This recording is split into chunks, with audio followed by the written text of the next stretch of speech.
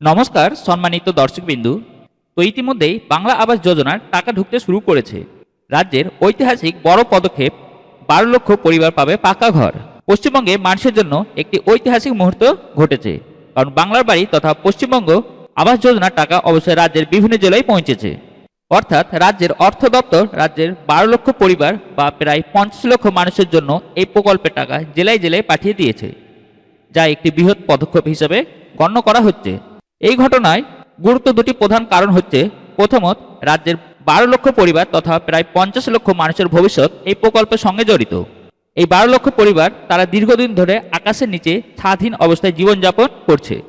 তাদের জন্য এটা নতুন একটি আশার আলো। তারা অবশেষে পাকা ঘর পেতে চলেছে, যা তাদের জীবনে মান উন্নত করবে। এবং দ্বিতীয় কারণটি হচ্ছে, এটি এমন এক পদক্ষেপ যা এর আগে কোনো রাজ্য সরকার নেয়নি।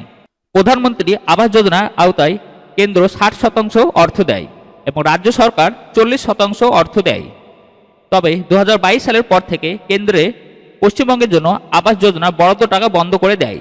সেই সময়ে মুখ্যমন্ত্রী মমতা বন্দ্যোপাধ্যায় স্থির করেন রাজ্য সরকার এই প্রকল্পের 100% অর্থ দেবে, এবং এতে রাজ্যের সরকারের উপর একটি বড় আর্থিক চাপও পড়েছিল।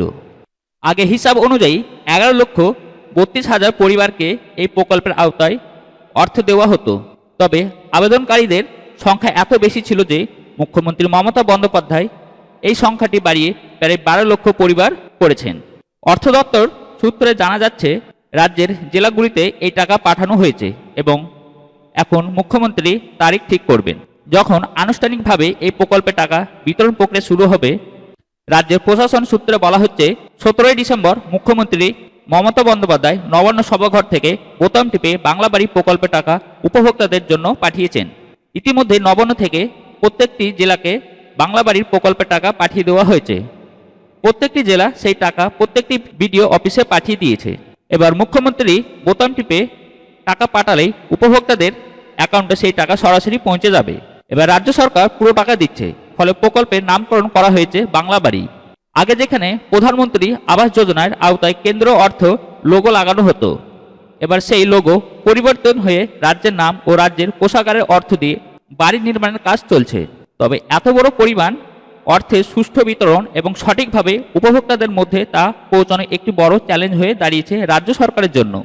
এর জন্য অবশ্যই স্বচ্ছতা বজায় রাখতে হবে এবং বিভিন্ন স্তরে উপদ্রব্য বন্ধ করতে হবে।